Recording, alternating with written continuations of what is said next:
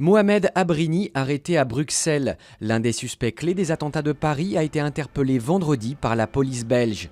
Ce belgo-marocain de 31 ans, proche des frères Abdeslam, a été vu en leur compagnie à plusieurs reprises les jours précédant les tueries. Ce petit délinquant radicalisé de Molenbeek avait depuis lors disparu.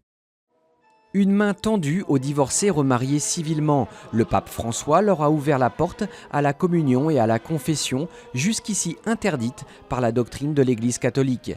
Les prêtres pourront désormais le faire au cas par cas, explique le souverain pontife dans un texte rendu public vendredi. En revanche, le statu quo est maintenu sur les homosexuels. Nouveau renvoi de migrants en Turquie. 124 personnes, dont de nombreux Pakistanais, sont arrivées dans la matinée au port de Dikili, 4 jours après les premiers renvois opérés depuis la Grèce. L'accord entre l'UE et la Turquie produit déjà des effets. L'Allemagne a constaté au mois de mars une chute du nombre d'arrivées de demandeurs d'asile sur son sol. Une manifestation européenne à la Défense. Environ 2000 salariés du groupe General Electric s'étaient donné rendez-vous sur le parvis du quartier d'affaires parisien pour protester contre un plan de restructuration. Venus de plusieurs pays, notamment d'Allemagne, ils ont dénoncé la suppression de 6500 postes suite au rachat du pôle énergie d'Alstom par le conglomérat américain.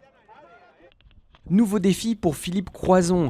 À 10 mois du Dakar, le plus célèbre amputé de France a débuté sa préparation pour le rallye. Un entraînement forcément à part pour cet amputé des 4 membres qui, à défaut de pouvoir toucher le volant et les pédales de son buggy, va diriger son véhicule grâce à une sorte de joystick hydraulique.